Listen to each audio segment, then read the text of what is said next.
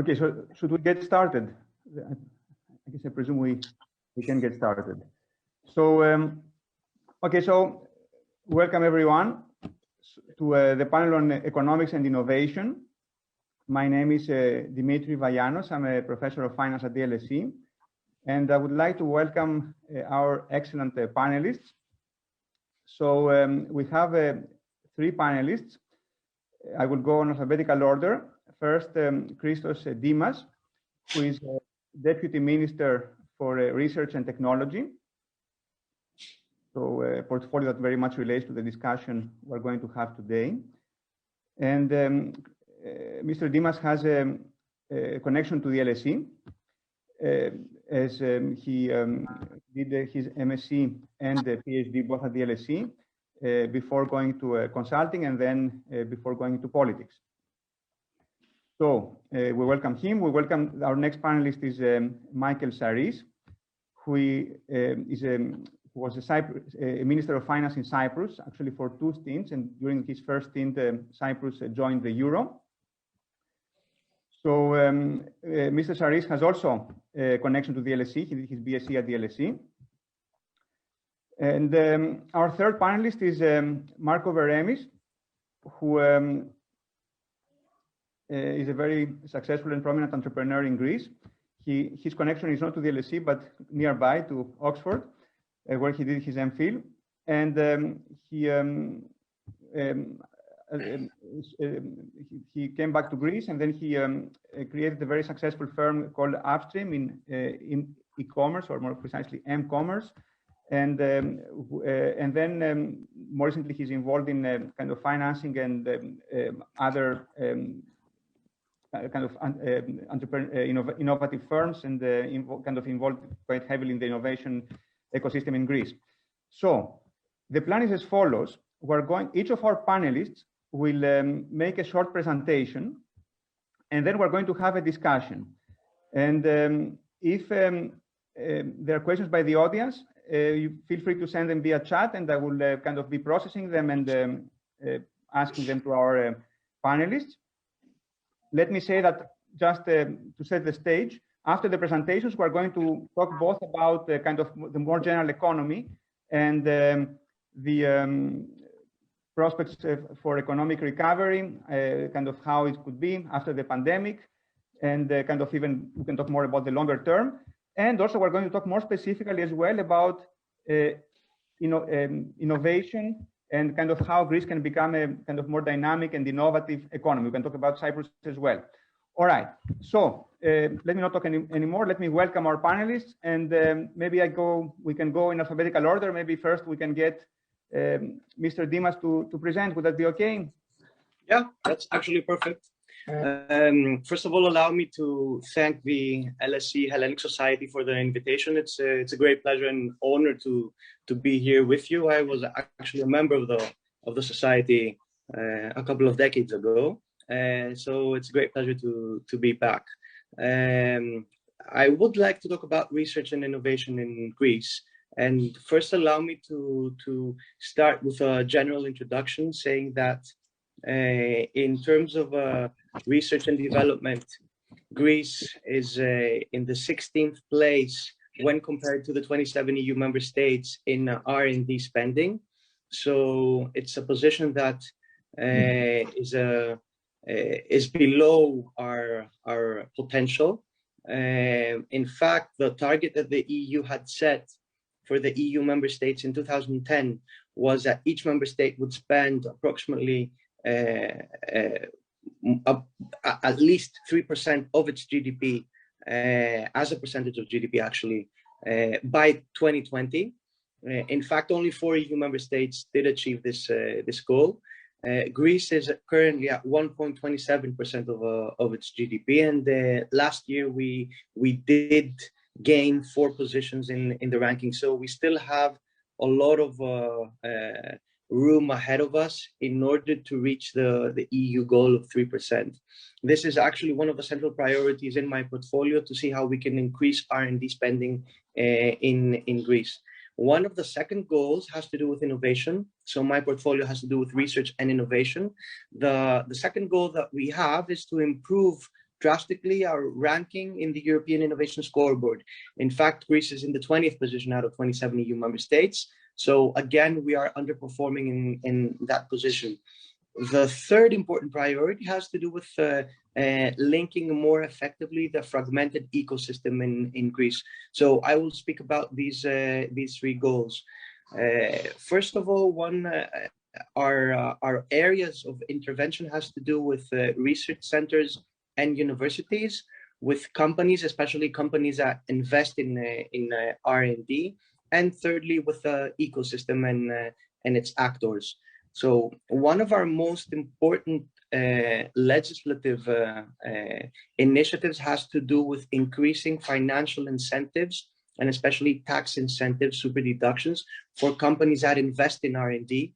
We actually did increase the super deduction rates from 130% to 200% 7 months ago. It's effective since the 1st of September 2020.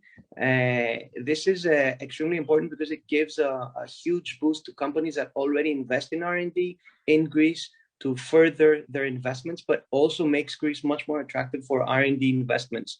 So we have attracted extremely important companies in the last 15 months, whether that is Microsoft, Applied Materials, Pfizer, Cisco, EY, Volkswagen, Ego, and we have placed R&D and increasing R&D investments in the country on the top of the agenda, because such investments do create good job opportunities. So with only this initiative, we do, according to the impact assessment that we have implemented, we expect to increase R&D investments within the next 3 years, at least by 300 million euros. At the same time, though, we are looking for more incentives to see how, and actually Marcos Veremis has helped in this initiative as well.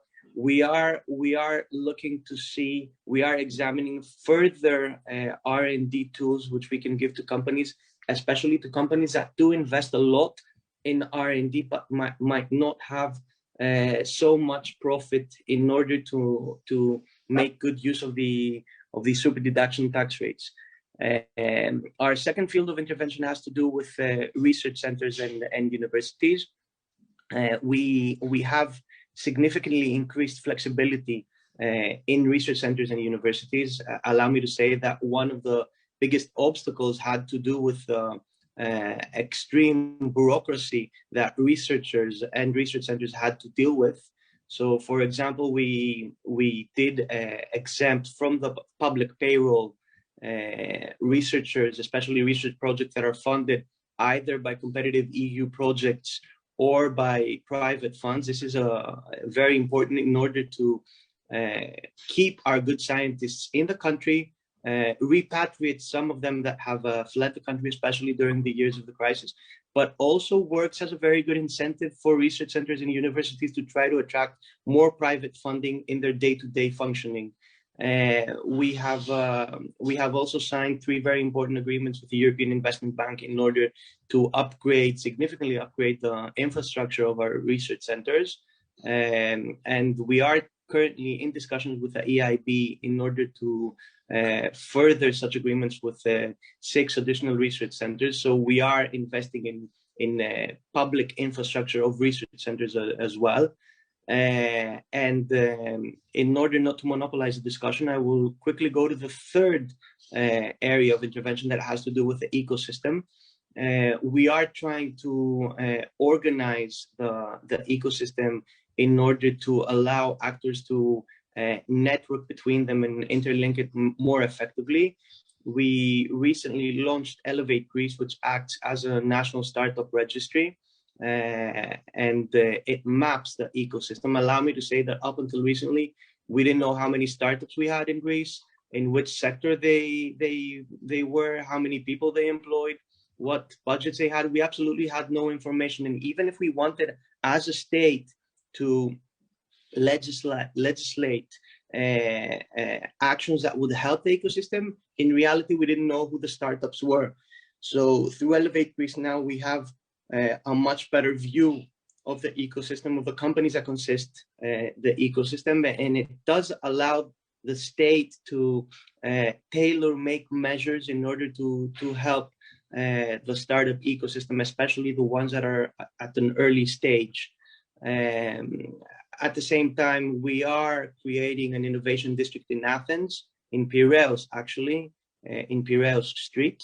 An innovation district acts as a natural matchmaking ground for startups, companies that invest in R&D, spin-offs and innovators. We do believe that it will become a focal point for innovation for Greece, the Balkans, and Southeastern Europe.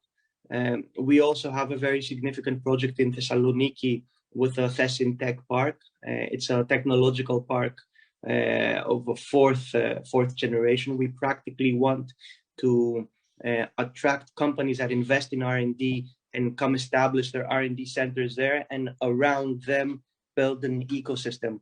So to sum up, we are making a great effort to try to keep up with the pace in the European Union.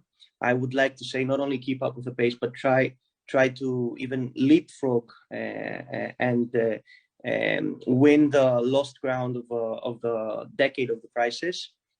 Research and innovation is extremely important for Greece for a variety of reasons. First of all, we do have scientists and talented individuals that have led the country. It's absolutely necessary to try to keep them in Greece, repatriate some of them, and also incentivize them to keep them in the country and give them opportunity, to make them believe that there are important opportunities that within the country, and if you want to succeed, you don't necessarily have to go abroad. That was in a summary, so I think it's a good entry point. Excellent. Thank you very much. That's very informative. So we will follow up on several of these points in the discussion. So, Mr. Sarris, would you like to go next? Yes, thanks very much. Thanks for the invitation. I'm especially happy that the Hellenic Association is organizing, because as Dimitri says, I was a member of the Hellenic Society at the time where the numbers of Cypriot and Greek students were such that they didn't justify two separate societies, so we were Hellenes together. In keeping with the spirit and the letter of the event, I will say a few words about the past, one word or two about the present, and then focus a little more on the future. As in the earlier panel, we were told that when asked, Greeks said one of the more significant events of the last 200 years that we are celebrating this year was the entry into the European Union. And indeed, it was a milestone. 1981, the European Union, 2001, the Eurozone. This was full of promise, but also of dangers and temptations. The narrative is well known, the narrative of fiscal excesses, mostly for consumption, and policy errors, which are more costly in a monetary union because you have fewer instruments. You don't have the exchange rate, the interest rate, you have fiscal policy, and when you do badly there, you pay a dear price. Less known, but equally important, is the fact that Greece joined an imperfect union, where there was no central fiscal authority, there was no effective monitoring of imbalances,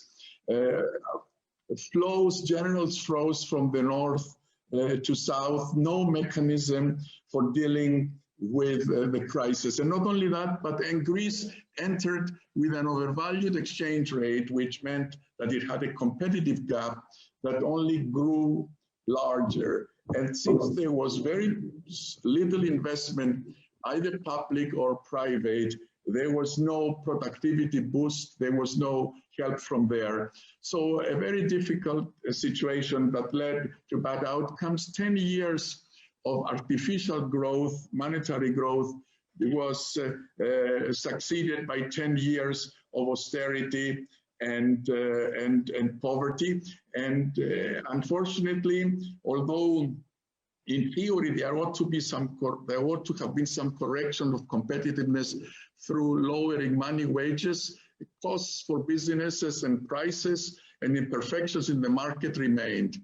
Now, fast forward to the present, we still have the legacy of an oversized public sector, and the indicators of potential for growth, which is productivity, innovation, and investment in those areas, Greece is past.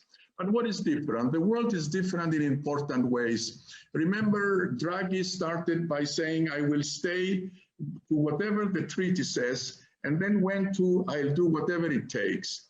We are still in the whatever it takes mode as far as the monetary authority, the ECB is, but also on the fiscal side, we have a lot more fiscal space now as countries, not only given to us by the European Union, but also by markets. Markets are a lot more tolerant now of temporary peaks, hopefully, in debt. The Greek debt is over 200%, Cypriot debt 120.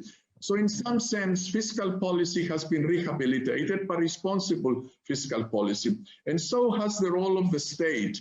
We are now talking about the state as being a co-investor, a partner with the private sector to do the right kind of investment so that we move ahead to raise productivity, to encourage innovation. But having the money and having the space is half of the story. The more important half is doing it right. And then one has to ask the question, to come to the second part of our topic, what does innovation require? It requires people, money, and a framework. People, the talented people who will have to come from a good educational system. It will not happen tomorrow, but it has to start. The system has to produce the right kind of people. Then the money for research, innovation, also for some equity support for startups has to be there. And then the system, to allow public and private partnerships to help to remove the bureaucratic impediments. The Pissarides reports that Dimitri was part of has a roadmap, a plan, but it needs to be implemented. So we have a change. We have the underlying conditions. They are positive. The world may be uncertain. It may not help if the recovery worldwide is not as robust as we hope, but the opportunity is there for us to grasp. Let me stop there. Thank you. Perfect. Thank you very much, Michael. So let me turn to Marco Veremis for the last kind of introductory speech. Marco, please unmute yourself. I thought it might be interesting for our audience for me to convey sort of my experience of the technology ecosystem, the innovation ecosystem in Greece. I guess through my own story, my own experience, and then maybe talk about how we shape tomorrow. So I came back to Greece at the age of 28, so that was 19 years ago. I was at the time working and living in London. I'd been involved in some of the first steps of the dot-com boom at the time and the bust. So as a young man, the zeitgeist at the time and these sort of global phenomena do, I think, play a very important role in people's decisions, was that it was okay to leave your safe job and try something on your own. So there was like this sudden entrepreneurial spirit unleashed in the world around 1998, which lasted, this euphoria lasted until 2001 when the boom sort of concluded and turned into a bust. And it was at that time that I made the decision that, hey, I should try building my own technology company. So I came back to Greece. My partner, Alex, stayed in London. and we decided we were going to build a team that would build a platform around mobile commerce here in Greece. Now, the situation back there, we were about 4 people in a small apartment in Abelokipous, just opposite Erithros Stavros. It was a very lonely place in the sense that no export-oriented technology companies existed in Greece, with the notable exception of RACAP. The rest were really mostly serving the Greek government, the Greek state. Companies that had started off as producers of accounting software had become integrators and involved in large-scale government projects. So we were an exception. So a company of very young people, under 30, trying to build a global product, the 4 of us. Now, zoom into today, just to give you a sense of my personal experience. We started 4 people, 0 revenue, a small office and all that. And today, the companies that I've either invested in or managed are about 30. Their combined market capitalization is at 1.7 billion, and they employ 1,700 people. So that's a very real testimony of what has happened in this country over the past 20 years. Now, how did this happen? In this case, I think what is very true, and it came through, I think, in a conference we did this past week called Innovative Greeks, where we had a lot of Greeks from abroad telling their stories, and especially our very own PayPal mafia, which is Mr. Yankopoulos, Tangos, Papadopoulos, and Galakatos, who are really shaping the biotech space globally at the moment. One is the founder of Regeneron, a company worth 40 billion. Mr. Papadopoulos is the chairman of Biogen, a company again close to 40 billion. Mr. Galakatos is the largest single manager of funds in the life sciences. He invested 20 billion last year. And Mr. Skangos has one of the most cutting-edge companies in the world. And their message was, "Οι παρέες γράφουν ιστορία," to say it in Greek, that small groups of healthy people can really build much larger groups and have influence in a particular space. And I think this is what has happened with the tech space and the innovation space in Greece. There have been so many companies born out of Upstream. People that used to work for us build their own companies. People that used to work for us are now managing very large companies. And it was a very sort of virtuous cycle that grew and grew. Now, the ecosystem, if you look at it as a whole, is now worth, in terms of market cap, just over 4 billion. And it employs about 5,500 people. I'm sure that Christos, will be able to depict this even better when Elevate Greece, which is a fantastic initiative, by the way, will actually pin down the exact numbers and, the exact sort of valuations, because I think we need good numbers here. We should not fall into Greek statistics, especially in the innovation space. It's a space that deals with precision and with full transparency. So, we need to be careful on how we count, how we measure things, not exaggerate. Now, coming to the point of exaggerating. We've done a good job, I think, in Greece over the past 20 years in building, I think, bottom up this ecosystem. The government has had some contribution. I would say that the main contribution of the government has been to help create VCs, venture capital funds. It started with Jeremy, which is a European initiative that allowed a couple of Greek venture capital funds to be created. It then grew with equifunds, again with a very strict agenda, let's say, and selection process from the European Investment Fund. So we have another 6 funds under equifund managing approximately 300 million. This has been, I would say, the main contribution up until 2019. Now, with the change of government, I have to say that things have changed quite significantly in the sense that, we are now working very closely with people like Christos or Yannis Tsakiris at the Ministry of Development. And I think for the first time in my experience, there is one thing in Greece where there is some consensus. We had a discussion with Mr. Charitsis and Mr. Dimas and Tsakiris in this Innovative Greeks event, and it's one of the few areas in which everybody agrees. Now, I think it's a long discussion as to why, but the bottom line is they do agree.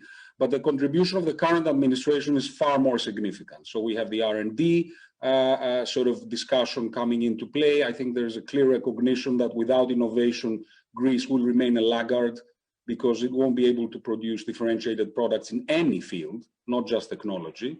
And hence, innovation becomes takes center stage in Greece at the moment, both for SEV, that created an innovation committee that I lead, which is a first. SEV had not been active so much in that space. I think there have been excellent people placed in positions within government like Christos, who really are very cosmopolitan, do understand the global picture, and are capable of emulating something that they understand. It's important to be able to understand what happens in the outside world. And finally, just drones of legislation into that space, like tax breaks for people that want to work in Greece up to 50%, like similar to the UK, a non-domicile resident tax status that can bring back not just Greek, but foreign entrepreneurs who want to have Greece as their tax base, and the list goes on. So there's been quite literally a renaissance in that field, or a revolution rather, over the past year and a half. So I'll stop here and say that the prospects, a glimpse of what the prospects are, is if you look at Greeks who have built technology companies abroad, the equivalent valuation of those companies is 40 billion plus. The in Greece component is only 4 billion. That gives us a glimpse, and they are helping us, right? They're very involved with our ecosystem. That gives us a glimpse as to the potential upside. My belief is that technology and innovation could be a significant part of Greek GDP. Okay, perfect. Thank you very much, Marco. Let me just ask you a quick clarifying question before we get into the kind of more substantive discussion.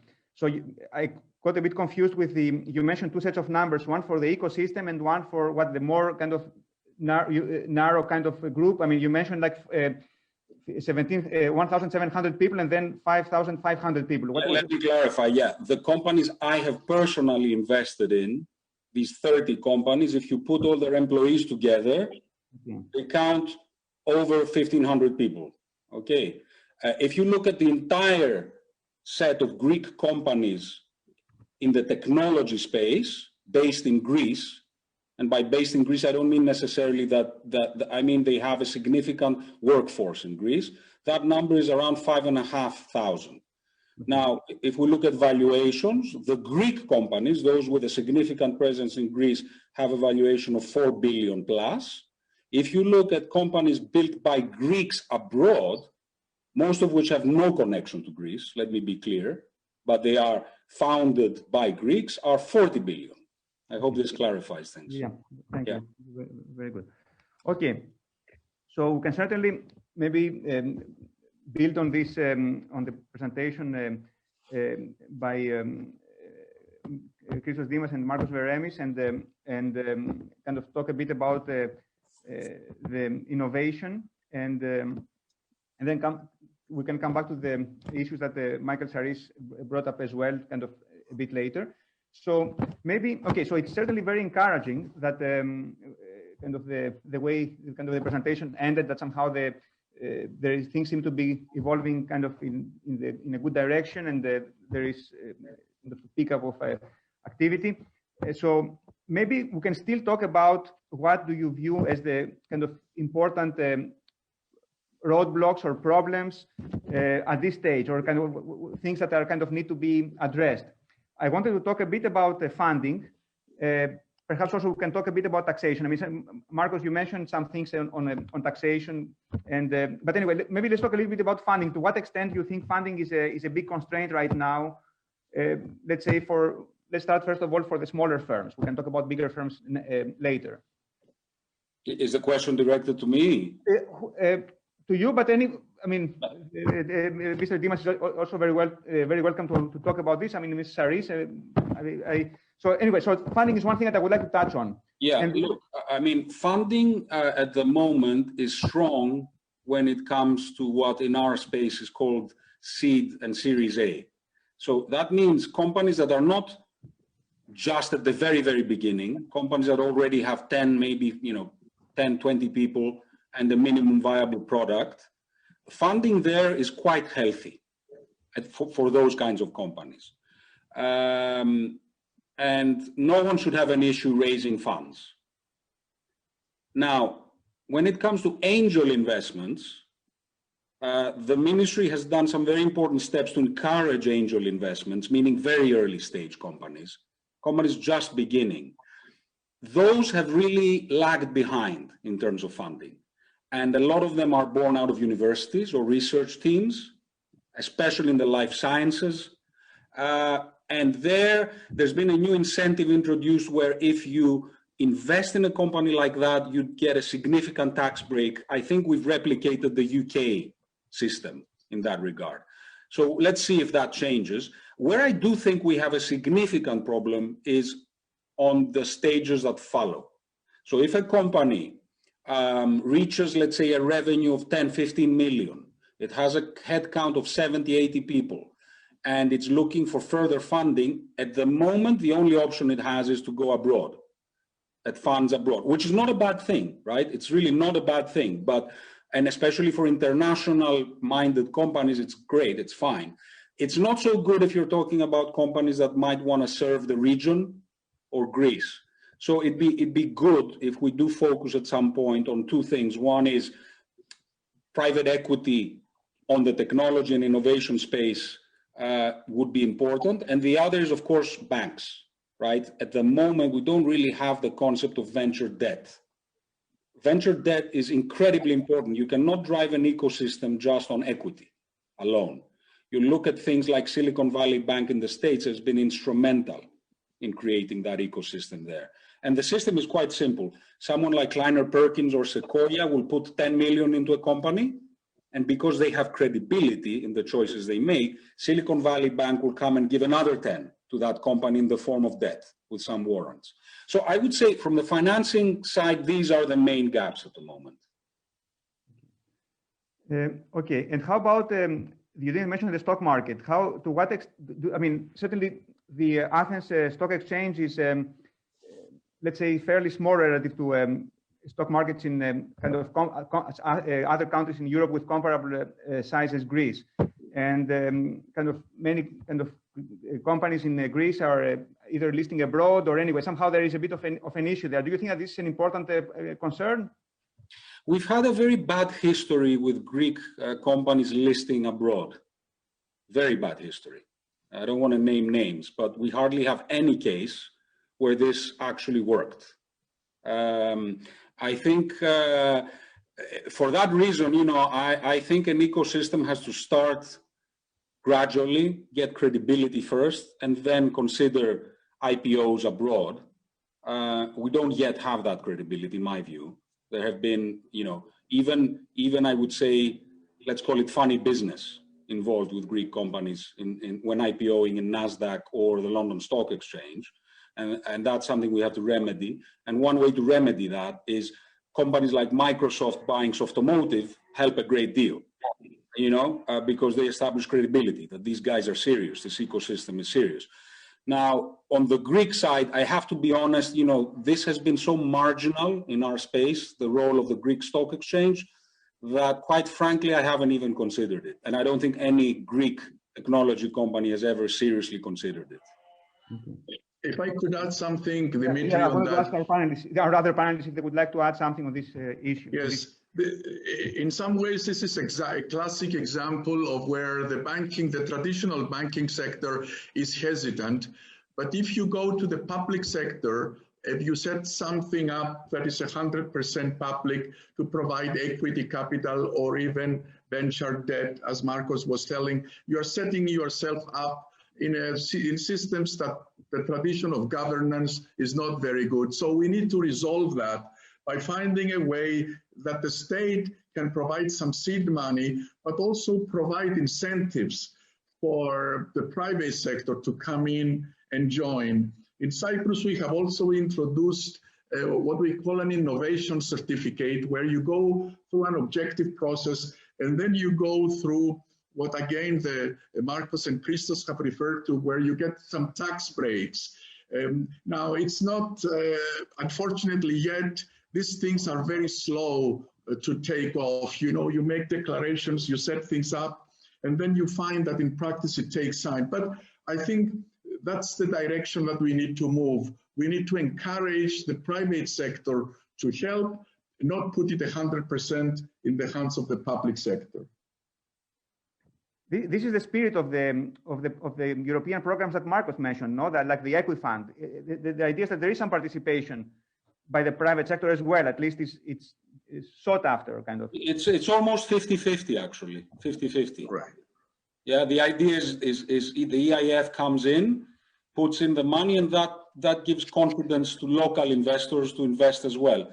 We have a lot of family offices, Greek family offices, that have made investments in the Equifunds. Let's be clear. There is quite a lot of private money in there. My calculation is that we're talking about approximately 100 million invested privately into these funds. Dimitri, can I say something, please? Go ahead, yes. Yeah. I would like to mention as one issue that we have to take seriously into concern regarding entrepreneurship and the ecosystem in Greece. I would link it with the education system, and I would start from very early ages and up until university. So linking research universities with entrepreneurship and innovation for me is extremely important. And I think that in Greece, we have omitted doing so.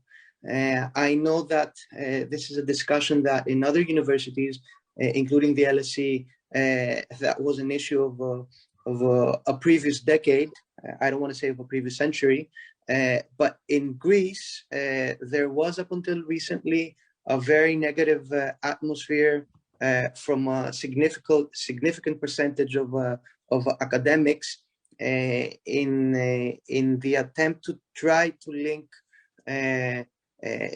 companies with universities and research centers. I really believe it's a huge priority for us. And I want to give a very simple example. Now with the pandemic, with the COVID-19 crisis, we did enact, we launched an emblematical flagship research action linking together universities and research centers. So 6 research centers in Greece and 4 universities. We practically unified our scientists against COVID-19.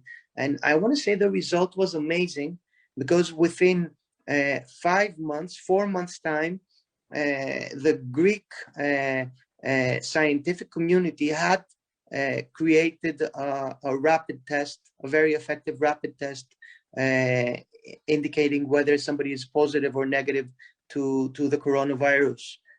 And this is a product that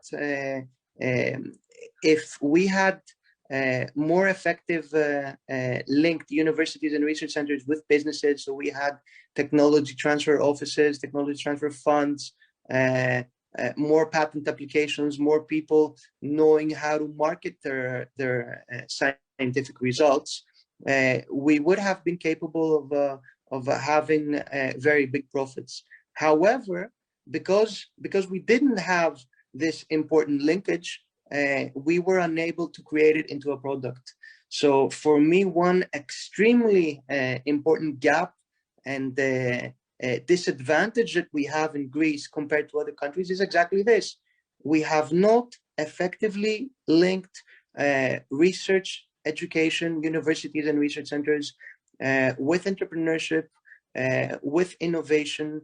And although we do have extremely talented scientists and individuals, we haven't created the paths that will allow us to make good use at a global stage of our expertise. Okay, thanks very much for bringing this up. I mean, so I think it's important question, kind of the connection between educational institutions, especially universities, and kind of the real economy. So you mentioned technology transfer offices, and also earlier on you mentioned kind of that you wanted to have more flexibility in the management of kind of research funds with, I presume you meant within research centers or also within universities. I didn't quite understand that bit, but can you, okay, so given that, okay, so and actually we touched quite a bit on that, on these issues also in the Pissarides report. Can you tell us a bit more, how do you think this kind of, we should have improvements in these areas? I mean, technology, for example, on technology transfer offices, what would be the better kind of the way to strengthen what is happening there? And the issue of flexibility, kind of to give maybe universities more flexibility in, I don't know, like in working with firms, in, I don't know, doing research projects of firms within universities. What is your vision there? I don't know how much of that is falls under your portfolio versus under the education ministry, but anyway, it would be very good to have your thoughts on that. Okay, my portfolio includes research centers, but we are in very good coordination with the Ministry of Education because obviously we must include and coordinate actions for universities as well. So let's take the issues one at a time. I did mention technology transfer offices. We obviously needed the advice of the specialists, of the people inside the universities and the research centers to tell us what we have to do with technology transfer offices. So we did ask ESETEC. ESETEC is the National Council for Research, Technology and Innovation, which consists of important academics, but also for the first time in the Greek state, it also includes businessmen and innovators and businesswomen also. And there was a wide discussion for the last 13 months about the approach that the Greek state should have regarding technology transfer offices. So there was a discussion about whether it should be based, whether we should have specific TTOs in each university, whether it should be in sectors, if it should be in regions, if we should have a mixed system. And the first impression is that we will have a mixed system. So due to the difficulties that we have, for example, in Crete, it's much easier to create a regional technology transfer office for all of the institutions within Crete. In Athens, it's much more necessary to have it according to sectors, or even in Salonika as well. So we are adopting a mixed system in Greece of technology transfer offices. We are establishing technology transfer offices throughout the country, because up until recently, it was an exception that universities or research centers have technology transfer offices. Now, I talked about increasing flexibility in research. First of all, we did have some important legislative initiatives in order to decrease the bureaucracy within the research centers, especially for the paying mechanisms of the research centers and universities, ELKE, ειδικούς λογαριασμούς κονδυλίων έρευνας, where we try to simplify some of the procedures. In addition to that, this week, 2 days ago, we voted a law in Parliament which actually increases by 50% the amount that not only universities and research centers, it's for all of the public administration, where you can actually directly appoint somebody without needing to a company or anyone else for a financial service, without needing to proceed with a public contest. Απευθείας ανάθεση. We also passed an important legislation about excluding from the requirement, from the necessary requirement for all of the examiners evaluators of research projects, whether they are research projects that have to do with businesses, with LSESU, with Elevate Greece, any other research project. They had to by law, what is the word now? Complete apothen έσχες. That was very difficult. It was very difficult for the state to actually attract evaluators, especially Greeks abroad, to come and examine, evaluate Greek proposals for any sector that has to do with research, because it was a necessary requirement to complete apothen έσχες.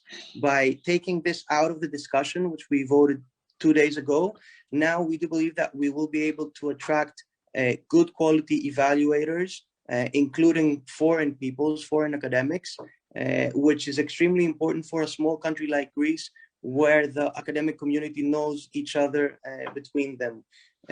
We also, as I said before, did exclude from the public payroll researchers that are funded by private funds, giving the opportunity to research centers and universities to give much more competitive salaries in many occasions, repatriate some good academics. So if I wanted in Dimokratia to repatriate a postdoc from Cambridge or Oxford University with 1,100 euros, which was the salary for a researcher C in Greece, nobody would leave Cambridge, Oxford, the Netherlands, or any other country to come back to Greece.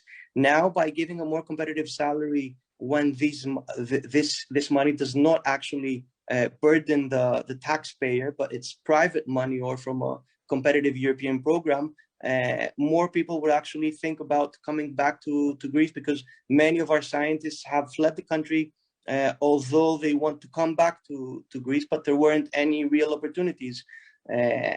We opened 152 new job positions, new openings in our research centers, which hadn't happened for more than 15 years. So these are some small but important decisive steps in order to increase flexibility and make research more attractive and more effective in the country. Okay, perfect. Okay, that's very interesting and to hear. And we're going to soon to go to questions also by the audience. And actually, some of the things that you have said, Christos, kind of relate to some of the questions that people are asking. So anyway, I will come back. I will go to some of these questions. It's very interesting stuff that you told us. So first of all, before I want to ask one more question, I want to ask first, Mr. Sarris, whether you want to say anything on kind of this discussion that we have been having about education, kind of connecting education with the firms. I mean, clearly, it's an important target and there are moves being made everywhere. But I want to complement that by saying my experience from working in a number of countries where there are big initiatives like that is to be very careful with the nuts and bolts, meaning if somebody is trying, for example, to get a work permit for some partner to come in, or the land registry, or giving them some assurances about the judicial system, the bureaucracy altogether. I just wanted to emphasize that one can have a big scheme, one can work with universities, which is very good, and encourage academics to do applied research. But when it comes to translating that into something that creates value, it falls into the number of obstacles and bureaucratic requirements that stop this from really coming to fruition.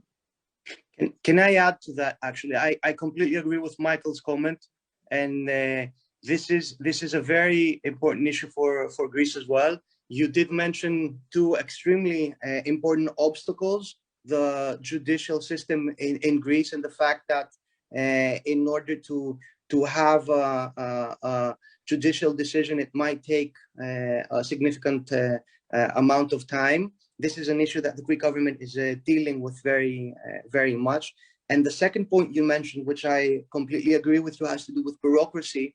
Allow me to say that we have significantly improved the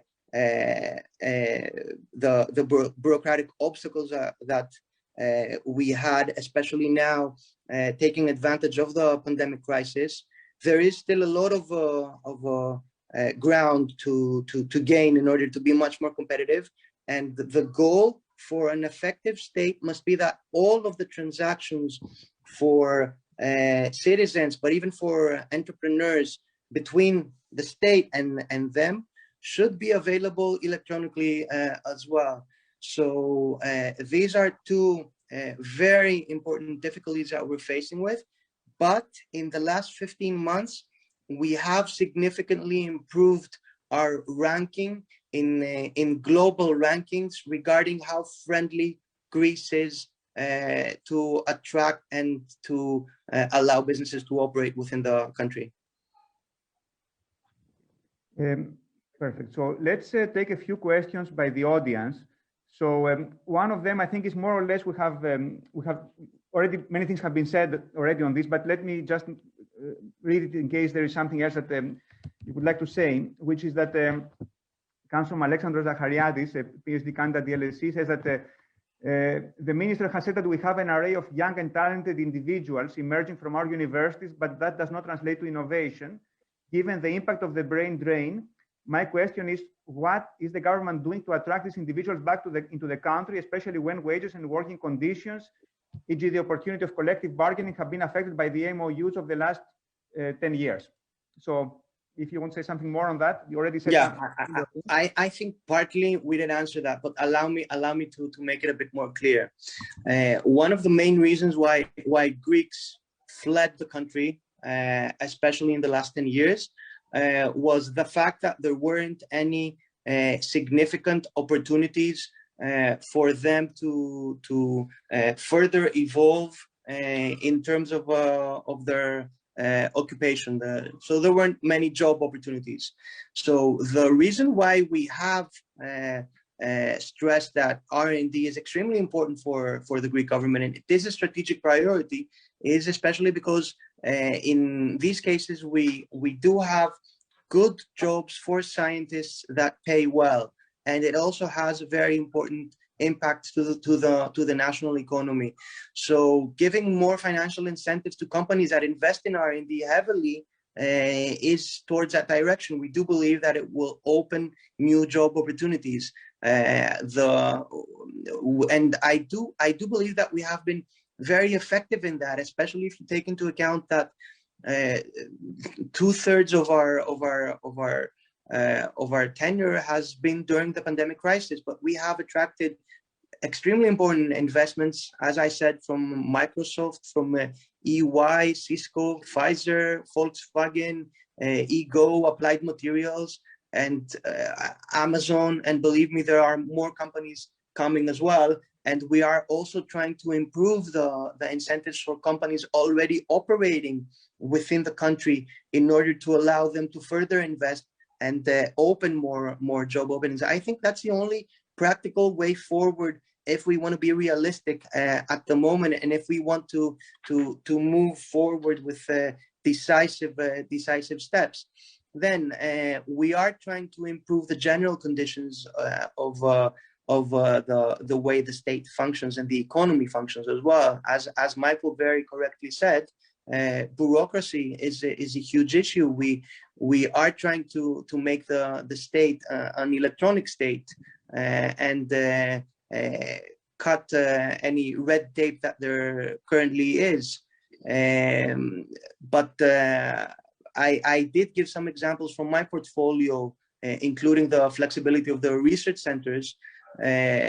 We know that we won't be able to reattract everybody that fled the country, but we should. The goal must be to convince young Greeks, PhD candidates like Mr. Zachariadis, that there are important available opportunities within the country. So if you want to shine, there are opportunities within Greece, and you don't necessarily have to live in the UK or elsewhere. And we are working hard on that. It's not something that you can do from one day to another, but there is a systematic effort in order to approach that goal. Thank you. And let me ask kind of a similar question, but on the other side of the spectrum, asked by Mr. George Georgiou. So it says that the Greek government recently introduced encouraged high net worth individuals and family offices to invest in Greece through preferential tax incentives. Do you believe that policies targeting such small groups of people will have tangible impact, or is it just a symbolic measure? So maybe.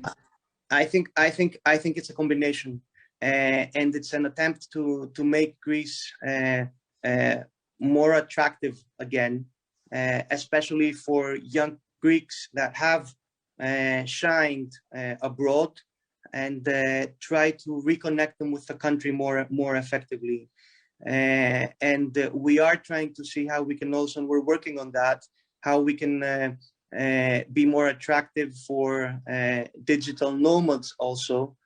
So working in Greece and working from Greece, but for companies abroad, remote workers. We believe that Greece is a very privileged place to live, despite the obstacles that there are. Many people would really like to live their everyday life in Greece, but have the opportunity to work for companies elsewhere abroad. So it's practically getting the best of two worlds.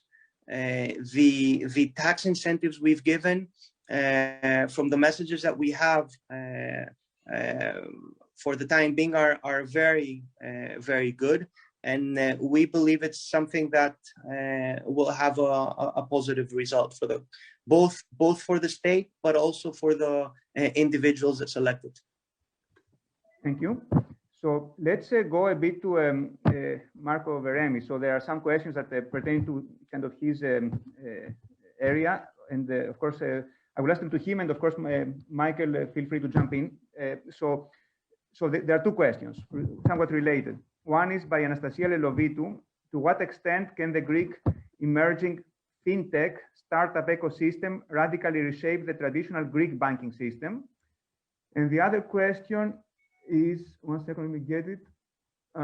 What is this, by Errol Riza, what is the scope for digital finance being used in Greece for SME finance as an alternative to bank finance? A question for Mr. Veremis, has he invested in such a startup? So, Marco, would you like? Yeah, fintech is generally not one of the strongest areas of the Greek tech ecosystem. We've had one major disruptor in that space, Viva. Viva is a company that has had an impact in the banking system, a new entrant.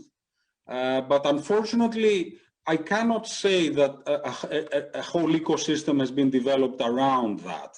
So my answer would be that we have a single example that has stirred the waters, but not a very strong follow-up ecosystem to that. I'm not saying it's non-existent. I'm just saying it has not really shaken the existing status quo. And to answer your question about having invested in such a company, no, I have not. But I think that part of this discussion that you had before about education is quite important in developing new fields which will be populated by companies in those particular fields. And just bear one thing in mind: the venture capital ecosystem is turning away from light technology and marketplaces. We've seen the Ubers and Airbnbs of this world succeed with relatively light tech, and the entire ecosystem is moving towards deeper tech and deep science companies. Now, this makes the whole discussion about universities and researchers all the more pertinent.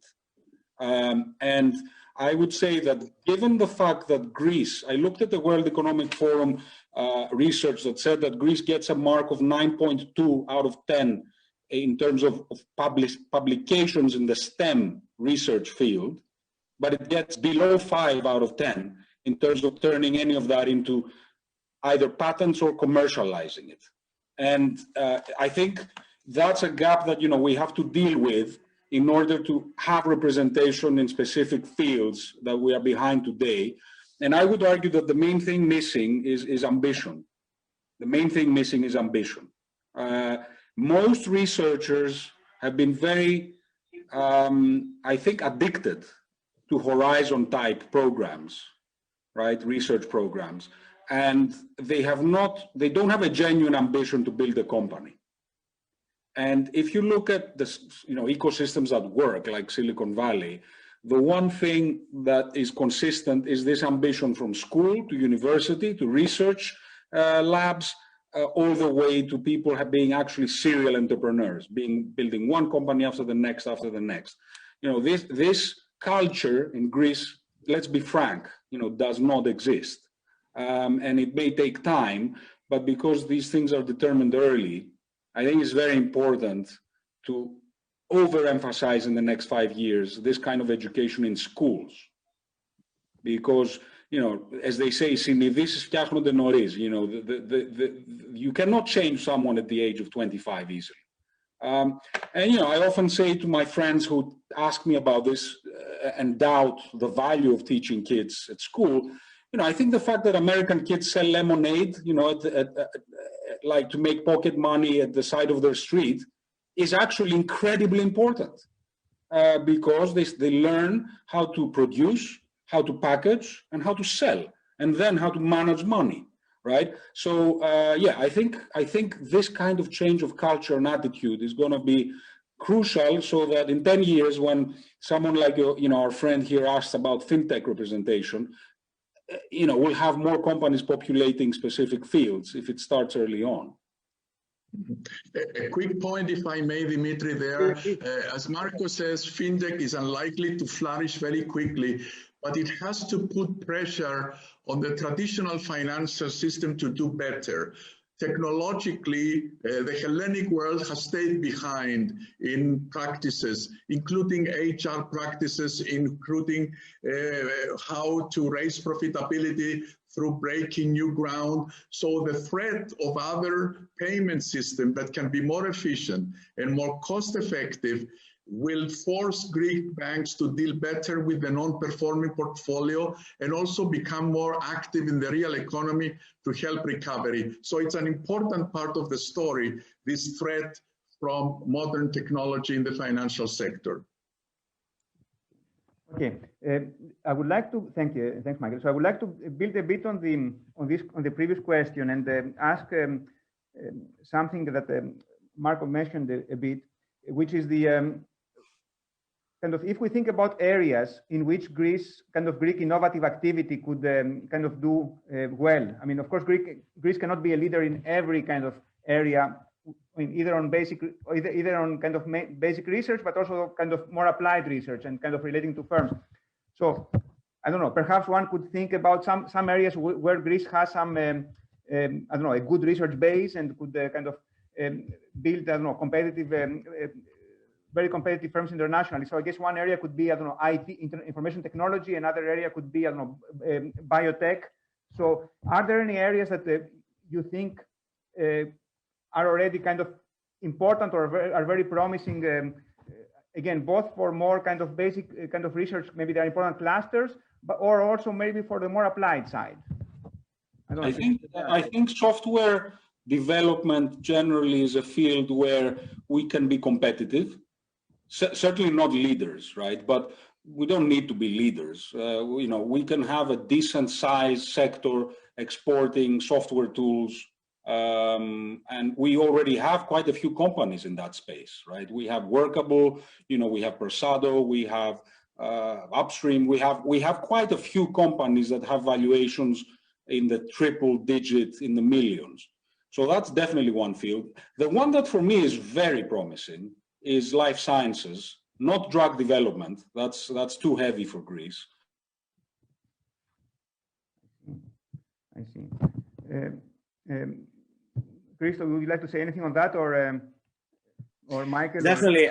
First of all, I agree with the two sectors that Marcos chose, but I would also like to say that we have a huge potential in agri-tech and agribusiness, which we haven't taken advantage of.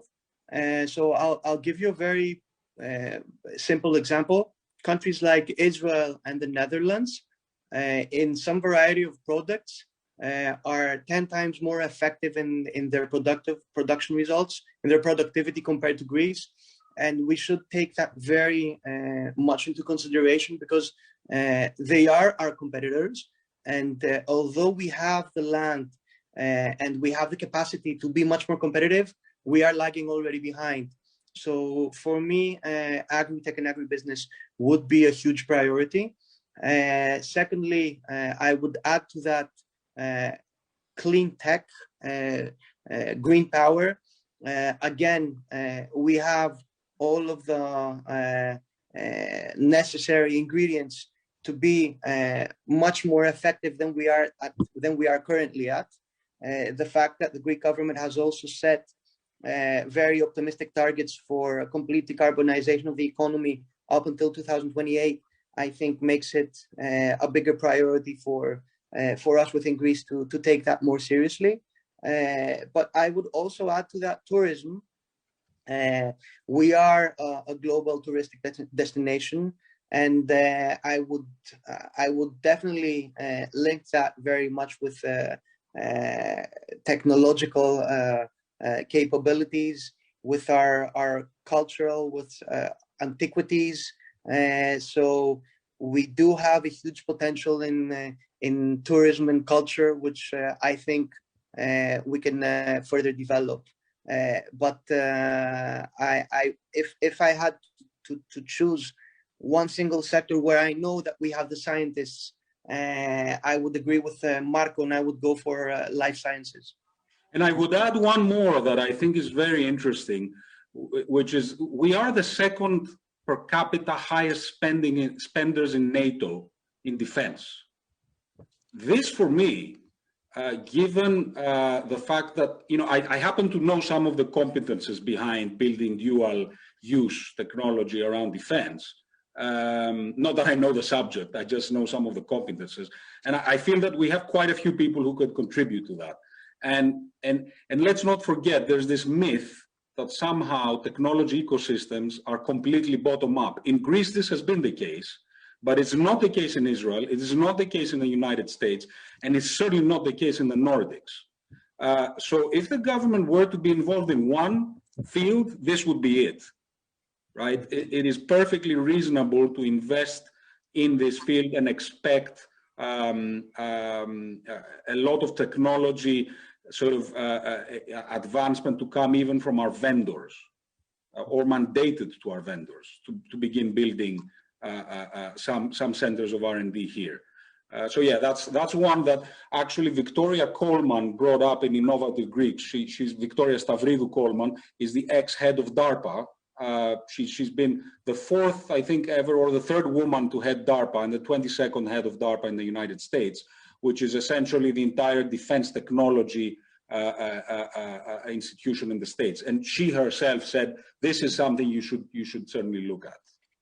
In fact, to add to what Marco is saying, my ex-counterpart in the US, the chief technology advisor to the US president, Greek-American Michael Kratsios, was under the Pentagon.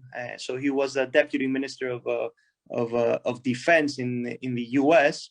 And the reason why he was under the Ministry of Defense was the fact that 70% of spending, of R&D spending from the US government goes for military technological purposes. Of course, we're talking about the US. It's nothing comparable to Greece, but it's a very good indication about what a global leader is doing and where they are actually spending.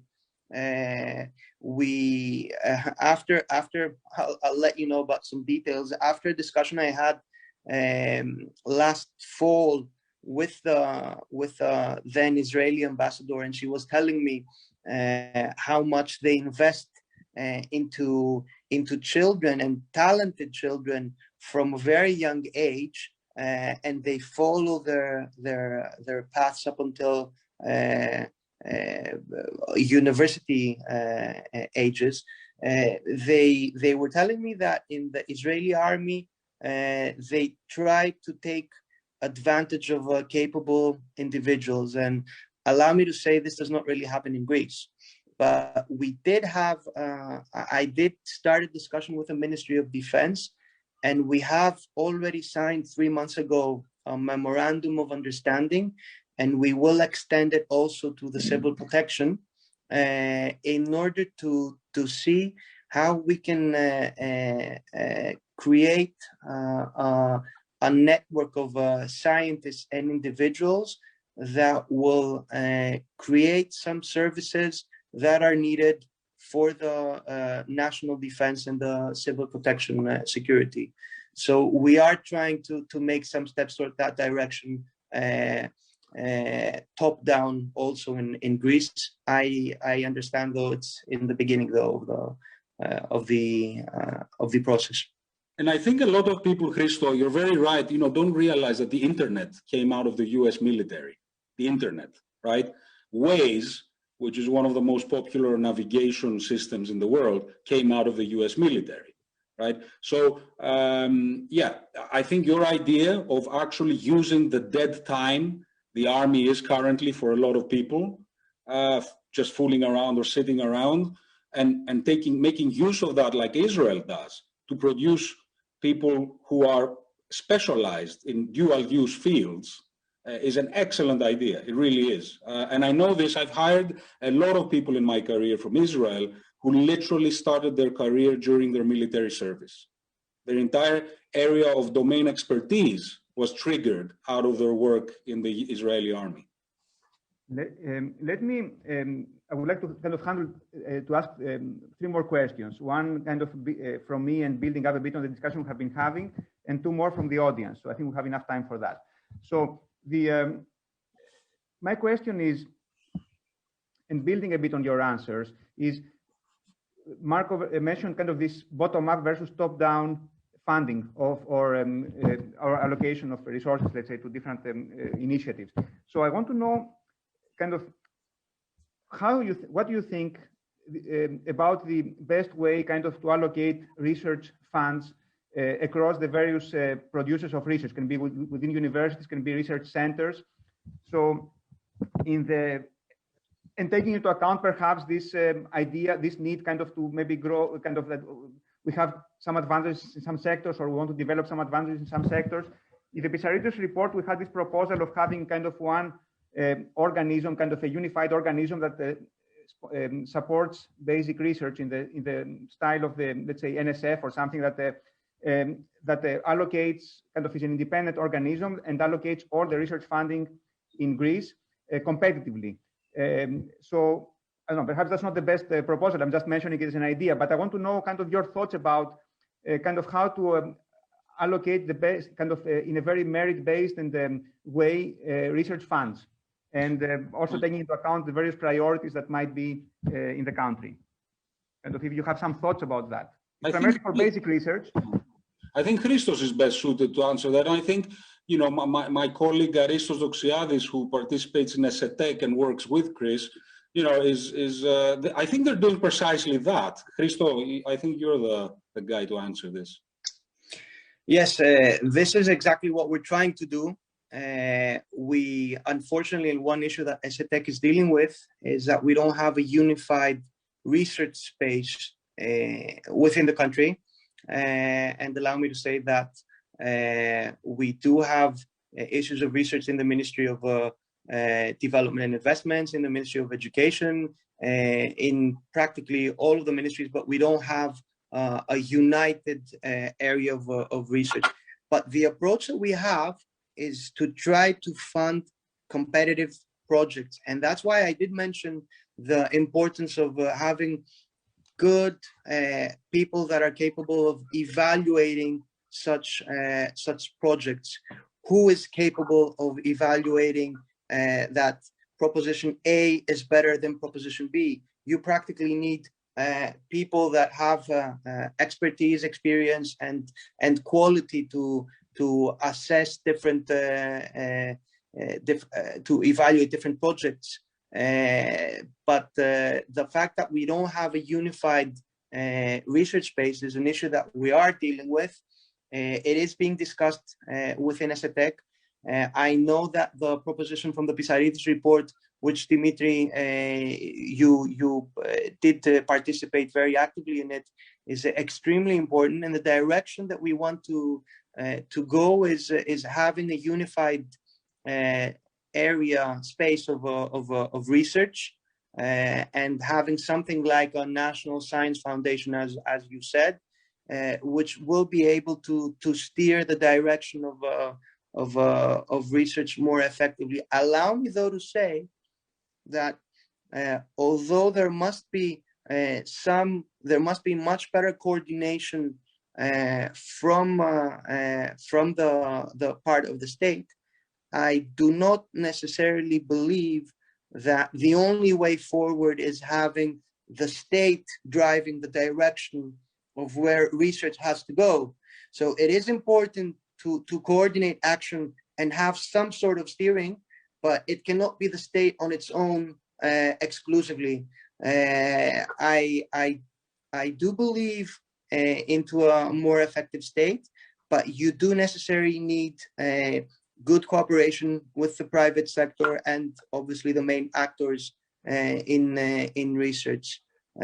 Finally, I completely believe that, as I didn't mention it, but I really need to state it, the fact that we only have exclusively state universities in Greece, so we weren't able of changing the constitution, article 16, paragraph 5, about opening up university education to the non-state sector as well, is extremely damaging for the country, for the universities themselves. I truly believe in competition, and I'm quite sure if we did have more universities in Greece functioning under private criteria, it would raise the competition for everybody. And it's very unfortunate if you see the global rankings of the universities. Although we have extremely good academics, very competitive in their research scientific publications, in terms of ranking, we're very much underperforming compared to other universities. And to add what Christos said, I think that, in Greece, there is still this ideological almost conflict between basic research and applied research. And applied research is still a dirty thing in Greece, in most academic institutions. We spend a lot of time trying to talk to people producing interesting research, convince them to try it out in an applied way and commercialize it, and even maybe consider building a company. I think we're still lacking, role models. Like Thomas Edison was like the emblematic role model of a scientist entrepreneur.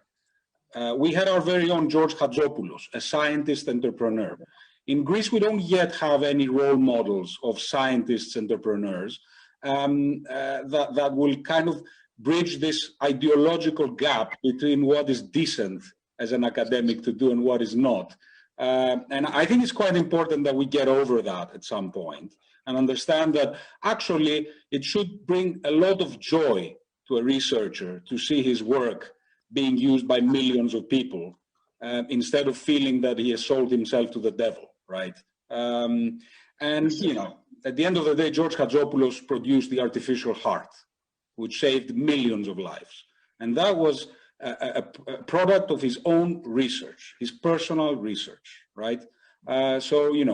We should get to know people like that more in Greece. Guys like that should get more publicity. Hardly anybody knows who George Hadjopoulos is, which in my mind is one of the greatest Greeks ever, bigger than Onassis and bigger than Callas, right? A quick point, if I make, Dimitri, that better outcomes, experience shows, come from European research funds at the competitive level. I think those who succeed in getting those, I think, do better. And I think Greece and others should be pushing for a greater allocation at the European level so that all European countries compete and they get better research projects. And allow me to add add to these comments that up until recently, and this is extreme, this was an extreme surprise for me.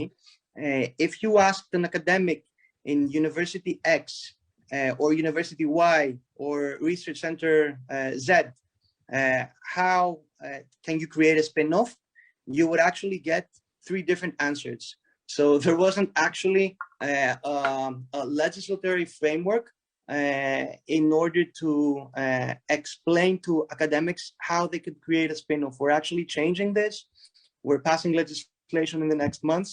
And again, we had the huge support from the National Council of Research, Technology and Innovation, SETEC, where we simplify and codify all of the necessary legal framework that explains how a spin-off is created, how it functions, even how you can shut down your spin-off. I think this is extremely important in order to try to pass the mentality to the academic community that we wanna simplify the procedures about enabling them to create and operate a spin-off within their institutions. Yeah. Okay.